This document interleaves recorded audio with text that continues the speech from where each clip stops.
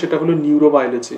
নিউরোবায়োলজির একটা খুব অত্যন্ত গুরুত্বপূর্ণ একটা অংশ আছে, তোমরা দেখবে প্রথমে আগে যে যে বিষয়গুলো সবাই ইগনোর করে যায়, আমি নিউরোবায়োলজির আগে সেগুলো পড়াচ্ছি। তোমরা দেখেছো প্রথমে স্পাইনাল কর্ড, প্রথমে নিউরোবায়োলজির একটা বেসিক আইডিয়া তোমাদের দিয়েছিলাম, যেটা পার্ট 1-এ ছিল। অনেকটাই সিলেবাস আছে নিউরোবায়োলজিতে, করতে চাইছি কারণ তোমরা তো অলরেডি ব্রেনের স্ট্রাকচার সম্বন্ধে তোমাদের আইডিয়া আছে, কিন্তু ব্রেনের স্ট্রাকচার হিউজ। আমার মোস্ট প্রবাবলি 2টো ক্লাস লাগবে ব্রেন স্ট্রাকচার কমপ্লিট করতে। তার সঙ্গে সঙ্গে যে সেন্স অর্গান যেগুলো আছে সেগুলো সম্বন্ধে তোমরা মোরালেস একটু পরিচিত আছো, মানে পরিচিতি আছে তোমাদের, কিন্তু যেটাতে পরিচিতি নেই সেটা আমরা আলোচনা করবো, এবং এখান থেকে কিন্তু প্রশ্ন দেওয়া হয়, মাথায় রাখবে। একটু আমি তোমাদেরকে নোটসটা দেখিয়ে দিই। দেখো, general and special senses and their receptors, মানে বিভিন্ন জেনারেল এবং স্পেশাল সেন্স এবং তাদের রিসেপ্টার, খুব ভালোভাবে বুঝবে ব্যাপারগুলো। হ্যাঁ, ঠিক আছে। দেখো, প্রথমে classification of general and special senses and their receptors. তাহলে রিসেপ্টার কত রকমের হতে পারে? 3 types: extero receptor, intero receptors, proprioceptors. এগুলো কাকে বলে সেটা জানতে হবে, ঠিক আছে। এবং তার সঙ্গে সঙ্গে দেখবে তোমাদের সিলেবাসে আছে ক্লাসিফিকেশন অফ সেন্সেস। তাহলে সেন্সেস কি আছে? জেনারেল সেন্সেস এবং স্পেশাল সেন্সেস। তাহলে আজকে আমরা যেটা পড়বো মেইনলি সেটা হলো জেনারেল সেন্সেস, অর্থাৎ এই যে জায়গাটা আছে জেনারেল সেন্সেসের যে বিভিন্ন ডিভিশন আছে, এবং এই প্রত্যেকটা সেন্স সম্বন্ধে আমাদেরকে জানতে হবে। আর স্পেশাল সেন্সেসে তোমাদেরকে সেন্স অর্গান সম্বন্ধে পড়তে হবে। তাহলে এটাই হলো জেনারেল সেন্সেস আর স্পেশাল সেন্সেস। কোন পার্টিকুলার বিষয়গুলো পড়তে হবে এটাই তোমাকে জানতে হবে, ঠিক আছে। তাহলে দেখো, জেনারেল সেন্সেস আর স্পেশাল সেন্সেস, কত রকমের রিসেপ্টার্স আছে, ডিফারেন্ট টাইপের রিসেপ্টার্স, এবং অত্যন্ত সিম্পলিফাইড ডায়াগ্রামের সাহায্যে বোঝানোর চেষ্টা করব। পরীক্ষাতে প্রশ্ন আসে এখান থেকে, ঠিক আছে, মাথায় রাখবে। বিভিন্ন রকমের রিসেপ্টার্স থেকে কিন্তু কোয়েশ্চেন্স দেওয়া হয়। থার্মো রিসেপ্টার্স আছে, তার সঙ্গে সঙ্গে পেন রিসেপ্টার আছে, ঠিক আছে, তার সঙ্গে সঙ্গে প্রোপ্রায়োসেপ্টার্স আছে, তারপরে সিনথেটিক আর ক্লাসিক্যাল সেন্সেশন কোনগুলো, অর্থাৎ এই ডিফারেন্ট রিসেপ্টার সম্বন্ধে আমরা পড়বো। তারপরেই দেখবে অনেক সময় আমাদের কনফিউশন হয় যে এন্ড অর্গান বা স্পেশাল সেন্স অর্গানে কোন ধরনের রিসেপ্টার থাকে, মানে স্পেশালাইজড যে সেল আছে সেগুলোই তো রিসেপ্টার। তাহলে কোন রিসেপ্টার থাকে সেগুলো আমরা দেখে নেব, ঠিক আছে। তারপরে দেখো, সোমাস্থেটিক সেন্স মানে কি, মানে সোমাস্থেটিক এবং ভিসেরাল সেন্স রিসেপ্টার্স কোনগুলো সেগুলো, ঠিক আছে। এই অংশগুলো মেনলি আমরা রিসেপ্টার সম্বন্ধে আজকে আলোচনা করব, ঠিক আছে। এবং তারপরেই দেখবে তোমাদের সিলেবাসে আছে basic concept of the receptor adaptation, অর্থাৎ রিসেপ্টার কিভাবে অ্যাডাপ্ট করে, কোনো স্টিমুলেশনে সেই রিসেপ্টার কিভাবে অ্যাডাপ্ট করে, এটা হলো বেসিক আইডিয়া। তাহলে আমরা বেসিক আইডিয়া নিয়ে নেবো একটা র্যাপিডলি অ্যাডাপ্টিং রিসেপ্টার। কোন রিসেপ্টারগুলো র্যাপিডলি অ্যাডাপ্টেড হয়, খুব দ্রুত অ্যাডাপ্টেড হয়, তো সেই অ্যাডাপ্টেশন জিনিসটা কি আমরা দেখবো, ঠিক আছে।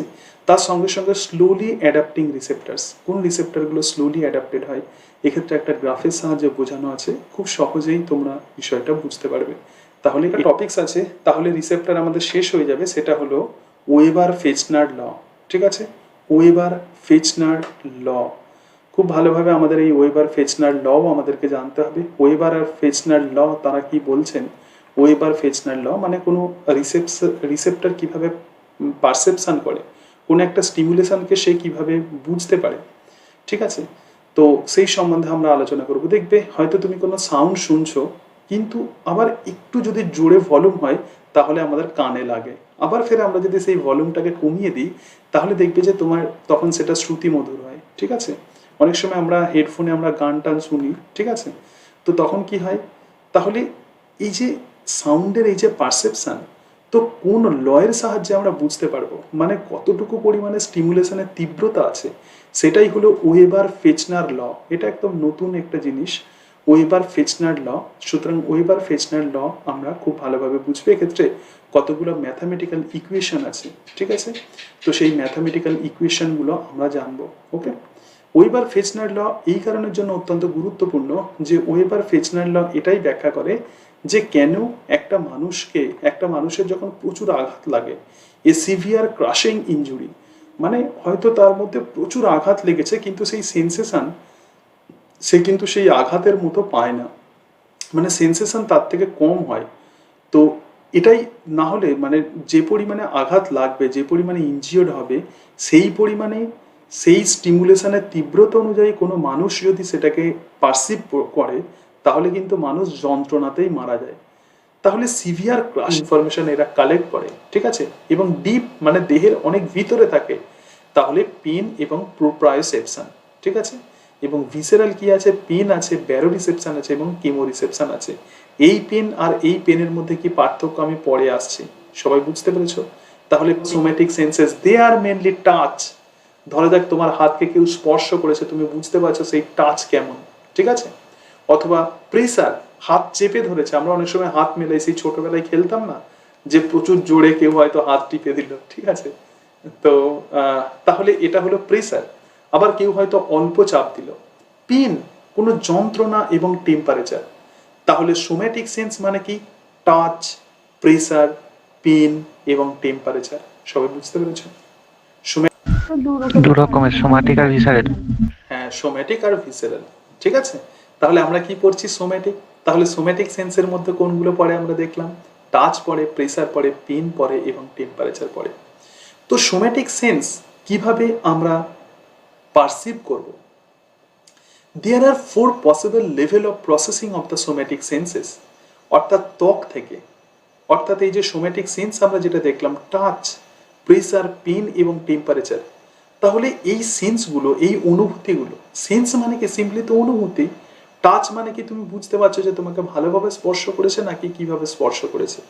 তাহলে কিভাবে আমরা সেটা বুঝবো, নিউরোনাল তার মেকানিজম কি সেটাই আমি বলতে চলেছি, ঠিক আছে? তাহলে there are 4 possible level of processing, তাহলে ইনফরমেশন পাস হয়। তাহলে লেভেল 3 কি হচ্ছে, thalamus, information carried by the thalamo cortical projection.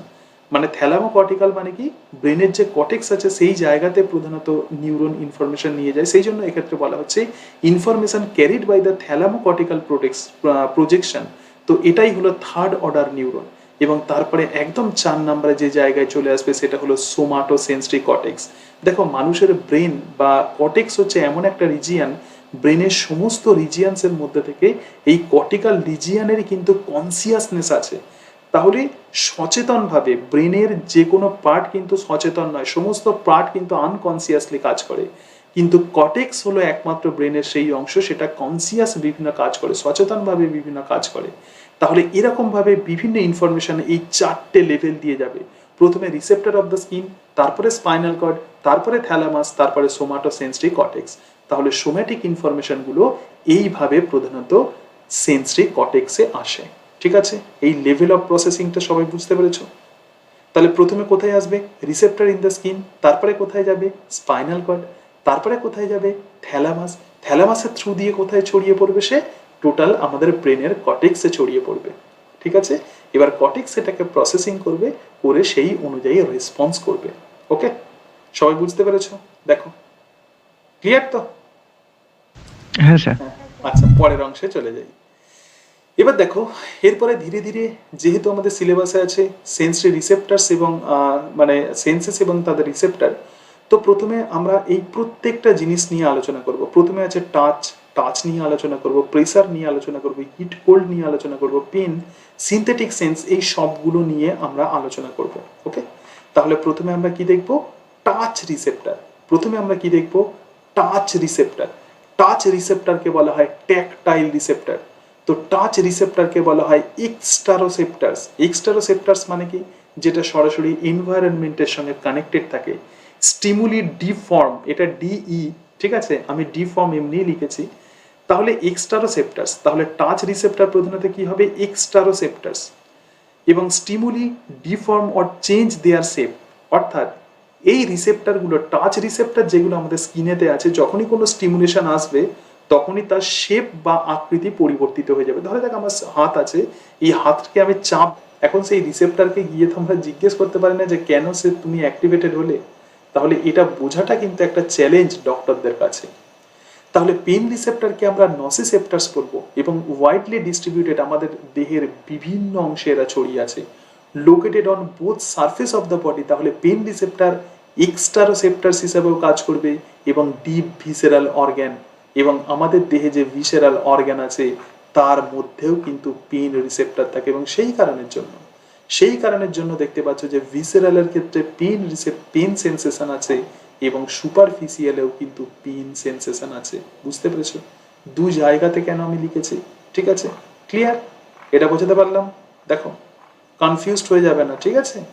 তাহলে দেখো, widely distributed, located on both surface, যাই হোক। অত্যন্ত অত্যন্ত গুরুত্বপূর্ণ যেটা, সেটা হলো pain receptor are not specialised like the touch receptor. যেমন টাচের জন্য বিভিন্ন রকমের টাচে যেমন বিভিন্ন রিসেপ্টার অংশ নিচ্ছিল, কখনো ডিপ টাচ, টাচ ডিসক্রিমিনেশন, কোনোটা সুপারফিশিয়াল টাচ, কিন্তু পেন রিসেপ্টার কোনো কোনো পেনের ক্ষেত্রে স্পেশালাইজড নয়, ঠিক আছে? অর্থাৎ এরা কিন্তু স্পেশালাইজড সেরকম কোনো স্ট্রাকচার নয়। Pain receptor are free nerve endings. Pain receptor আর কিছুই নয়, জাস্ট একটা নিউরনের ফ্রি অংশ। তাহলে ফ্রি নার্ভ এন্ডিং এর ক্ষেত্রে সেল বডি আছে প্লাস অন্যান্য অংশ থাকে, তাহলে পেন রিসেপ্টারকে প্রধানত এরকম সেল বডি, অ্যাক্সন, এরা সবাই ইনফরমেশন কালেক্ট করে একটা মেন বডিতে দিয়ে দেয়, ঠিক আছে? তাহলে ফ্রি নার্ভ এন্ডিং হলো pain receptor. This is very very important. তোমাকে প্রশ্ন দেবে যে পেন রিসেপ্টার বা আমরা যেটা দেখলাম নসিসেপ্টারস এর স্ট্রাকচার কেমন, এরা হলো free nerve ending. Response to A number of stimuli, বিভিন্ন স্টিমুলিতে এরা প্রধানত রেসপন্স করতে পারে, লাইক দ্য টিস্যু ড্যামেজ হতে পারে, ঠিক আছে? একটা এক্সাম্পল দিচ্ছি, যেমন যদি কোনোভাবে টিস্যু ড্যামেজ হয়, damage tissue release the prostaglandin. তাহলে যদি কোনোভাবে কোনো টিস্যু ড্যামেজ হয়, তাহলে ড্যামেজ টিস্যু কি করবে? প্রোস্টাগ্ল্যান্ডিন রিলিজ করবে, এবং তার ফলে যে প্রদাহ তৈরি হবে সেটাই পেন রিসেপ্টর বুঝতে পারবে, ঠিক আছে? তাহলে ডিফারেন্ট স্টিমুলিতে পেন রিসেপ্টর কিন্তু কাজ করে। পেন দু ধরনের হতে পারে, একটি হলো অ্যাকিউট পেন এবং আরো একটি হলো ক্রনিক পেন। একটু দেখে নাও অ্যাকিউট পেন আমরা কাকে বলবো। ডেভেলপ সাডেনলি, হঠাৎ করে আসে এবং last for a short time, কিছু দিন হতে পারে অথবা কয়েক সপ্তাহ হতে পারে। এই পেন প্রধানত কয়েক সপ্তাহ বা কিছু দিন এটা পারসিস্ট করতে পারে। এই ধরনের যে পেন তাকে আমরা বলবো অ্যাকিউট পেন। তোমরা জানো যে অ্যাকিউট এবং ক্রনিক এই দুটো শব্দ মেডিকেলে খুব ব্যবহার করা হয়। এবং তার সঙ্গে সঙ্গে ক্রনিক কেন হচ্ছে আমি আগেই বলেছি যে কোথা থেকে আসছে এটা কিন্তু বোঝাটা চ্যালেঞ্জ। এবং ক্রনিক পেন কি হবে? কন্ডিশন ডেভেলপ স্লোলি, খুব ধীরে ধীরে এটা তৈরি হবে এবং যত মাস বছর যাবে তত সেই পেনের পরিমাণ বাড়তে থাকবে। তাহলে পেন রিসেপ্টর প্রধানত কিভাবে অ্যাক্টিভেটেড হবে? যদি কোনো স্ট্রং প্রেসার হয়, তাহলে স্ট্রং প্রেসার দিয়ে যে সমস্ত পেন রিসেপ্টর অ্যাক্টিভেটেড হয় তাদেরকে আমরা বলবো মেকানিক্যাল নসিসেপ্টার্স। তাহলে স্ট্রং প্রেসার হতে পারে, কোনো অর্গানের মধ্যে চাপ পড়তে পারে, তার ফলে পেন হতে পারে, তাহলে সেটা হলো mechanical nociceptors. Skin temperature above 42 degree centigrade, তাহলে 42 ডিগ্রি সেন্টিগ্রেডের বেশি যদি স্কিন টেম্পারেচার যদি হয়ে যায়, আগুনে যদি আমরা হাত রাখি, তাহলে একটা পেন আমরা পাবো, তাহলে সেটি হলো থার্মাল নসিসেপ্টার্স। কেমিক্যালস লাইক দ্য ব্র্যাডিকাইনিন, ব্র্যাডিকাইনিন অনেক সময় ব্র্যাডিকাইনিনও কিন্তু পেন তৈরি করতে পারে। কেমিক্যালি সেন্সিটিভ নসিসেপ্টার্স, তাহলে যে রিসেপ্টার এই ব্র্যাডিকাইনিন রিলিজড হয়েছে সেটা সেন্স করতে পারে, তাকেই আমরা বলবো কেমিক্যালি সেন্সিটিভ নসিসেপ্টার্স। অথবা কম্বিনেশন অফ দি স্টিমুলি, সবগুলোর কম্বিনেশন, মেকানিক্যাল হতে পারে, থার্মাল হতে পারে এবং কেমিক্যাল হতে পারে, এই সবগুলো মিলে যেটা হবে সেটি হলো পলিমোডাল নসিসেপ্টার্স, ঠিক আছে? তাহলে এই ডিফারেন্ট কারণগুলোর জন্য পেন হতে পারে। কোন কারণের জন্য পেন হচ্ছে সেটা কিন্তু একটা চ্যালেঞ্জিং ব্যাপার, ঠিক আছে? সবাই বুঝতে পেরেছো? নসিসেপ্টার্স ব্যাপারটা বোঝা গেল? ক্লিয়ার তো? এরপরে আমরা যেটা দেব সেটা হলো proprioceptors. Proprioceptors present in the joints, tendons এবং মাসেলস, অর্থাৎ জয়েন্ট, টেন্ডন এবং মাসেলে থাকবে। Proprioception means sense of position of the body or limbs in space, অর্থাৎ পজিশন অফ দ্য বডি, আমি কিভাবে বসে আছি, ঠিক আছে? আমি এইভাবে হেলে নিশ্চয়ই বসবো না, তাহলে আমি একটা সেন্স, আমার একটা সেন্স আছে যে আমি যেভাবে বসে আছি, অথবা আমি শুয়ে আছি কিনা এটা যে আমি বুঝতে পারছি যে আমি শুয়ে আছি, আমি যে বসে আছি এটা আমি বুঝতে পারছি যে আমি বসে আছি, আমি কাত হয়ে গেছি এটা আমি বুঝতে পারছি যে আমি কাত হয়ে গেছি, ঠিক আছে? এটা বোঝানোর জন্য যে রিসেপ্টর কাজ করে তাকেই আমরা বলবো প্রোপ্রায়োসেপ্টার্স। এবং তার সঙ্গে সঙ্গে লিম্বস ইন স্পেস, অর্থাৎ আমার হাত আছে, এটা কিন্তু একটা সেন্সেশন আমার চলে এসেছে, তাহলে এই যে লিম্বস আছে এইটাকে বোঝা, এটাই হলো প্রোপ্রায়োসেপ্টার্স। আবার কারো যদি হাত কেটে নেয় তাহলে সে বুঝতে পারছে যে তার হাত নেই, তাহলে সেটা বুঝতে যে রিসেপ্টর সাহায্য করে সেটাই হলো প্রোপ্রায়োসেপ্টার্স। এগুলো কোথায় থাকবে? এই রিসেপ্টরগুলো জয়েন্টস, টেন্ডনস এবং মাসেলসে থাকবে। এগুলো আর কিছুই নয়, জাস্ট স্পেশাল টাইপের সেল, ঠিক আছে? Proprioceptors maintain the equilibrium and the orientation of the body, অর্থাৎ আমরা যে এই যে খাড়াভাবে দাঁড়িয়ে আছি, ইকুইলিব্রিয়াম মেনটেন করছে, এবং যদি এবং তার সঙ্গে সঙ্গে অরিয়েন্টেশন, অর্থাৎ আমাদের বডি কেমন পজিশনে থাকবে আর কি, ঠিক আছে? তো তো সেটাই প্রধানত নির্ধারণ করতে সাহায্য করে এই প্রোপ্রায়োসেপ্টার্স। প্রোপ্রায়োসেপ্টার্সের সঙ্গে অত্যন্ত গুরুত্বপূর্ণ একটি টার্ম আছে, তার নাম হলো kinesthesia. Kinesthesia is sense of degree of the movement. তার মানে তুমি হাত কতটা বাঁকাচ্ছ এটা বুঝতে সাহায্য করে, যেটা মানে এটা বোঝা, মানে কি পরিমাণে হাতকে আমরা কতটুকু পরিমাণে আমরা বাঁকাবো বা কতটুকু পরিমাণে তাকে আমরা মুভমেন্ট করব। একটু আমাকে কেউ হয়তো বললো যে তুমি একটুখানি হাতটাকে প্রসারিত করো, স্ট্রেচ করো, আরেকটু করো, আরেকটু করো, আরেকটু করো, তাহলে এই যে ডিগ্রি অফ মুভমেন্ট, তো একেই আমরা বলবো কাইনেস্থেসিয়া। এই কাজে বিভিন্ন রকমের জয়েন্ট যেমন কাজ করে, তার সঙ্গে সঙ্গে মাসেলস এর কন্ট্রাকশনও করে। আমাকে কেউ বললো যে হাতকে একটুখানি, পুরোটা তোমাকে দোমড়াতে হবে না, তুমি একটুখানি করো, একটুখানি ফোল্ড করো, তাহলে এটাই হচ্ছে কাইনেস্থেসিয়া। এক্ষেত্রে কিছু পেশি কন্ট্রাক্টেড হলো, বললো আরেকটু করো, আরেকটু করলাম, আরেকটু করো, আরেকটু করলাম, এই যে ডিগ্রি অফ দ্য মুভমেন্ট, তো এটাইকেই আমরা বলবো কাইনেস্থেসিয়া। তাহলে প্রোপ্রায়োসেপ্টার্স এবং কাইনেস্থেসিয়া খুব গুরুত্বপূর্ণ, মাথায় রাখবে। প্রোপ্রায়োসেপ্টার্স মানে হলো পজিশন অফ দ্য বডি এবং লিম্বস ইন স্পেস বুঝতে সাহায্য করে।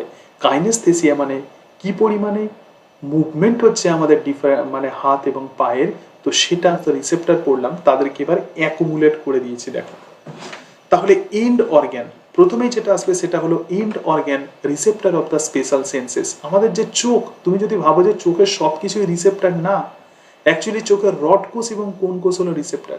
তাহলে চোখের রড কোষ রাতের বেলা এবং কোন কোষ দিনের বেলা দেখতে সাহায্য করে। তাহলে চোখের রড কোষ এবং কোন কোষ হলো সেন্সরি রিসেপ্টার্স। এই সেন্সরি রিসেপ্টার্স কি করবে, আলো, দিনের বেলা যে আলো আসবে সেটা প্রধানত কোন কোষ ডিটেক্ট করবে, করার পরে তাকে অ্যাকশন পোটেনশিয়ালে পরিণত করবে এবং তার ফলে আমাদের কালার ভিশন তৈরি হবে। ঠিক আছে, আবার রাতের বেলা সেই স্টিমুলেশন নিয়ে রড কোষ আবার অ্যাকশন পোটেনশিয়াল জেনারেট করে। তাহলে চোখের মধ্যে যে রিসেপ্টর থাকে রড এবং কোন। অডিশন অর্থাৎ আমরা যে কানে শুনতে পাই, কানের মধ্যে যে রিসেপ্টর থাকে sensory hair cells of organ of Corti. Hair cells of organ of Corti অর্থাৎ অর্গ্যান অফ কটি, অন্তঃকর্ণের মধ্যে যে অর্গ্যান অফ কটি আছে, আমি তোমাদের ভালো করে বোঝাবো এগুলো। অন্তঃকর্ণের মধ্যে যে অর্গ্যান অফ কটি আছে, সেই অর্গ্যান অফ কটির যে হেয়ার সেল আছে, তো সেটাই হলো কানের সেন্সরি রিসেপ্টর। গাস্টেশন, গাস্টেশন মানে কি স্বাদ, অর্থাৎ আমরা যে খাবার খাই, gustatory cells of the taste bud. আমাদের জিহ্বাতে অসংখ্য ছোট ছোট স্বাদ কোরক আছে, এলিভেশন আছে ছোট ছোট, তাকে স্বাদ কোরক বলবো। তো সেই স্বাদ কোরকের ভিতরে যে সেল থাকে সেটাই হলো সেন্সরি রিসেপ্টর। এক্ষেত্রে গাস্টেটারি সেল হলো সেন্সরি রিসেপ্টর। এবং তার সঙ্গে সঙ্গে অলফ্যাকশন অর্থাৎ আমরা যে গন্ধ নেই, olfactory neuron are the sensory receptors. তাহলে এন্ড অর্গ্যান বা স্পেশাল সেন্সরি অর্গ্যানে রিসেপ্টরগুলোর নাম আমরা দেখে নিলাম। This is very very important, মাথায় রাখবে, এটা খুব খুব ইম্পর্টেন্ট। সবাই বুঝতে পেরেছো এটা? এই জায়গাটা অনেকের কনফিউশন থাকে, অনেকে বুঝতে পারে না। ঠিক আছে, পরের অংশে যাই। এবার দেখো somesthetic and the visceral sense receptor. Somesthetic sense মানে কি? What is somesthetic sense? Somesthetic sense মানে হলো touch, pressure, thermal, pain, proprioceptive and the various synthetic cutaneous senses, vibration, stereognosis এবং pruritus. stereognosis মানে কি বলো? stereognosis মানে বলতে পারবে? কঠিন বস্তুকে বোঝার ক্ষমতা। কঠিন বস্তুকে বোঝার ক্ষমতা। তাহলে এই সবগুলোকেই আমরা বলবো সোমাস্থেটিক সেন্সেস। ঠিক আছে, তাহলে সোমাস্থেটিক সেন্সেস আমরা পরপর একটু দেখে নিই। এক নাম্বার তোমাদের যেটা আলোচনা করছিলাম, টাচ, প্রেশার। তো এক্ষেত্রে যে রিসেপ্টর কাজ করবে সেটাই হলো ট্যাকটাইল রিসেপ্টর, যেমন মার্কেল ডিস্ক আছে, Meissner. This type of the receptor fire in response to a stimulus initially. ধরা যাক, এক্ষেত্রে একটু দেখে নাও, আগে এটা বলে দিই। তাহলে এটা হলো রিসেপ্টরের ফায়ারিং। রিসেপ্টরের ফায়ারিং মানে কি? রিসেপ্টরের অ্যাক্টিভিটি মানে সে কি পরিমাণে অ্যাকশন পোটেনশিয়াল তৈরি করছে। ঠিক আছে, তাহলে আমরা এক্ষেত্রে কি দেখতে পাচ্ছি? র্যাপিডলি অ্যাডাপ্টিং রিসেপ্টর কি হবে দেখো। প্রথমে একটা স্টিমুলেশন দিলাম, এটা বেস লাইনে আছে মানে স্টিমুলেশন নেই, এই জায়গাতে আমরা স্টিমুলেশন দিয়েছি। যেই না স্টিমুলেশন দিলাম, রিসেপ্টর অত্যন্ত দ্রুত অনেক বেশি ফ্রিকোয়েন্সিতে সে তখন অ্যাক্টিভেটেড হলো। তাহলে তার ফায়ারিং অনেক বেশি হয়ে গেল, সে প্রচুর অ্যাক্টিভেটেড হয়ে গেল।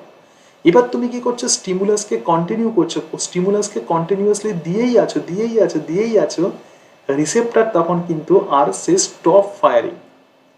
তাহলে প্রথমেই সে নিজেকে অ্যাডাপ্ট করে নিল, তারপরে সে ফায়ারিংকে সে তখন বন্ধ করে দিল। এটাই হলো র্যাপিডলি অ্যাডাপ্টিং রিসেপ্টর। দেখো, this type of receptors fire in response to a stimulus initially, but if the stimulus is maintained, যদি স্টিমুলাসকে আমরা সব সময় যদি দিতে থাকি, তাহলে দে স্টপ ফায়ারিং। তাহলে তখন কি করবে? তখন কিন্তু তারা আর অ্যাক্টিভেটেড হবে না। তাহলে ইনিশিয়ালি সে তার কাজ করে ফেলবে। তাহলে খুব দ্রুত সে নিজেকে অ্যাডাপ্ট করবে কার সঙ্গে? স্টিমুলেশনের সঙ্গে। আরেকটু এক্সাম্পল দিলে তোমরা বুঝতে পারবে, যেমন মিসনার্স কর্পাসেল এবং প্যাসিনিয়ান কার্পাসেলস, এরা হলো র্যাপিডলি অ্যাডাপ্টিং রিসেপ্টর। দেখো, when a person puts on cloth, তুমি যখন প্রথমে জামা পরছো, in the beginning he remains aware of the touch sensation due to the cloths। তাহলে প্রথমে আমরা বুঝতে পারছি যে জামা পরছি, একদম ইনিশিয়াল স্টেজে আমাদের রিসেপ্টর কিন্তু বুঝতে পারছে যে জামা পরে আছি। তখন আমাদের একটা কনসাস অ্যাটিটিউড তৈরি হচ্ছে যে আমি জামা পরলাম, জামা আমার শরীরকে স্পর্শ করলো। এরপরে কি হবে? এরপরে আমরা ভুলেই যাই। এরপরে কি হবে? আমরা যে জামা পরে আছি সেটা আমরা ভুলেই যাই।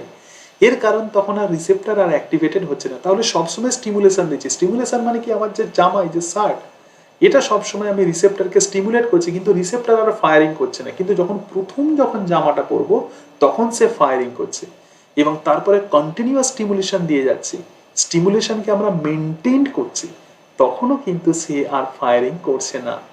তাহলে আমরা জামা কাপড় সম্বন্ধে তখন অচেতন হয়ে যাই। তাহলে এটাই হলো র্যাপিডলি অ্যাডাপ্টিং রিসেপ্টরস। ঠিক আছে? কি বললাম বুঝতে পেরেছো? স্যার বলছি ফায়ারিং মানে কি স্টিমুলেটেড হওয়া? ফায়ারিং মানে স্টিমুলেটেড হওয়া। ঠিক আছে? হ্যাঁ। এটা বুঝতে পেরেছো? কেন আমরা প্রথমে জামা কাপড় পরলে প্রথমে ইনিশিয়াল স্টেজে আমরা এটা থাকে, তারপরে আর আমরা তার পাই না। ঠিক আছে? তারপরে দেখো, তুমি ধরো কোনো সেন্ট মেখেছো, দেখবে যে প্রথমে খুব সুন্দর তুমি গন্ধ পাবে, কিন্তু তারপরে তোমার মধ্যে আর সেই সেন্সেশন থাকবে না, যদিও সেন্টের কেমিক্যালস তোমার নাকে সবসময় যাচ্ছে,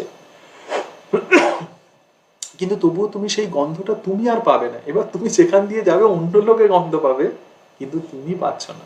কিন্তু তোমার নাকের সেন্সরি রিসেপ্টর গুলো সেক্ষেত্রে কিন্তু অ্যাক্টিভেটেড হচ্ছে প্রথমে ইনিশিয়াল স্টেজে, সেই জন্য তুমি গন্ধ পাচ্ছ। তারপরেও সে যাচ্ছে, কিন্তু সে তখন স্টপ ফায়ারিং করে দিচ্ছে। কি বললাম বোঝাতে পারলাম? ক্লিয়ার? সবাই বুঝতে পেরেছো? দেখো, ক্লিয়ার? স্যার বলছি প্রথমে তো অ্যাক্টিভেট, স্যার বলছি এখানে একটা কোশ্চেন আছে স্যার। স্যার বলছি প্রথমে যখন স্যার যে সেন্ট মাখার কথা বলেন, প্রথমে তো অ্যাক্টিভেটেড হলো, তারপরেও তো স্যার মানে ওগুলো অ্যাক্টিভেটেডই থাকবে নাকি স্যার স্টপ হয়ে যাবে? মানে স্যার তারপরে হ্যাঁ, তখন সে আর স্টপ হয়ে যাবে, তখন সে আর অ্যাক্টিভ হতে পারবে না, কারণ তখন যতগুলো সেন্সরি রিসেপ্টর ছিল তখন সে আর অ্যাক্টিভেটেড হবে না। ঠিক আছে? আচ্ছা। তখন সে আর অ্যাক্টিভেটেড হবে না। ইনিশিয়াল স্টেজে অ্যাক্টিভেটেড হবে, তারপরে অ্যাক্টিভেটেড হবে না। ঠিক আছে? আচ্ছা, পরের অংশে যাই, স্লোলি অ্যাডাপ্টিং রিসেপ্টরে যাই। স্যার দেখো, this type of receptors fire in response to a stimulus initially. তাহলে প্রথমেই একটা স্টিমুলেশন দিলাম, তাহলে কি হলো? সেটা ফায়ারিং করলো, মানে খুব খুব দ্রুত সে অ্যাক্টিভেটেড হলো। কিন্তু তারপরে কি হবে দেখো, but if the stimulus is maintain, তুমি স্টিমুলাস ক্রমশ দিতেই থাকছো, দে কন্টিনিউ ফায়ারিং, তারা ফায়ারিং হচ্ছে, but their frequency is decreased, কিন্তু তাদের ফ্রিকোয়েন্সি কিন্তু কমে যাচ্ছে। সেই জন্য এই দাগগুলোর মধ্যে এত ডিস্টেন্স আছে। তাহলে ফ্রিকোয়েন্সি প্রথমে ইনিশিয়াল হবে এবং তারপরে ক্রমশ কমতে থাকবে। ঠিক আছে?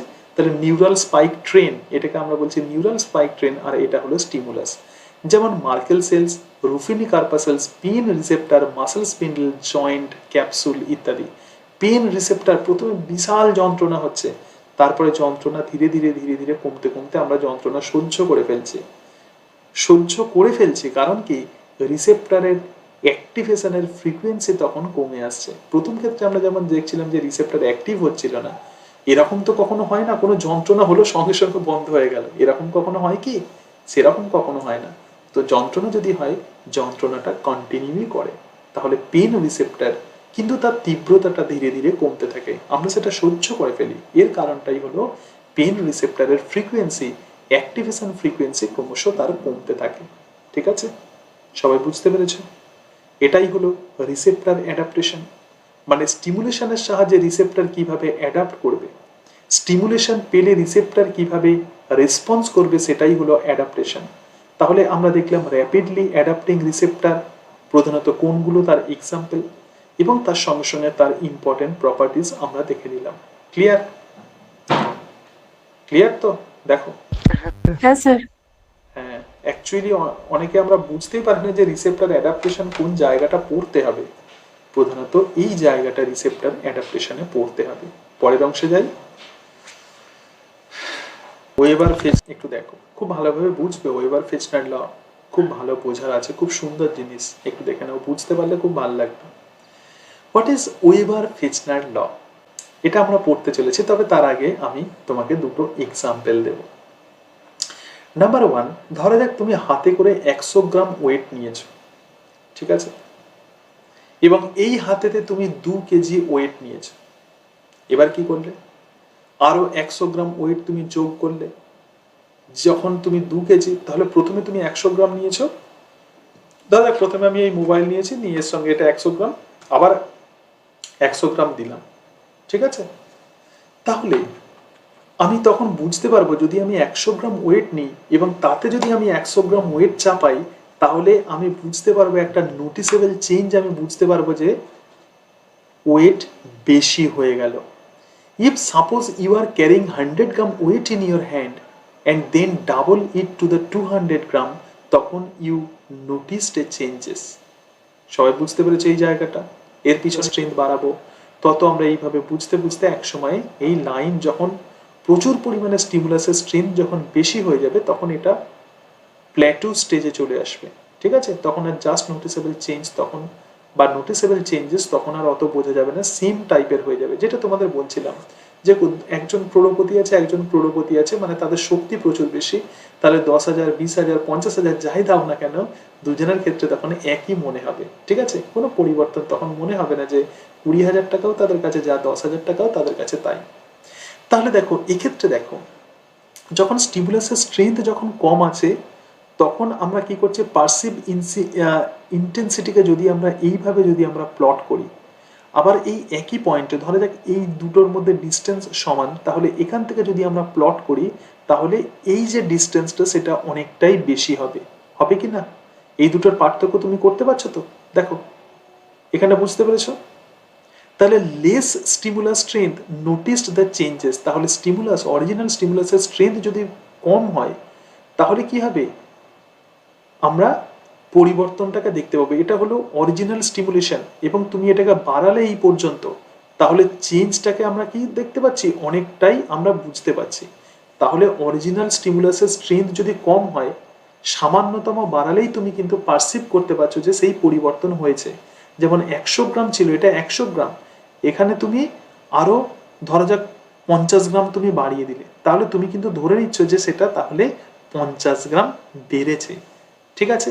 এই গ্রাফ অনুযায়ী আমরা বুঝতে পারবো।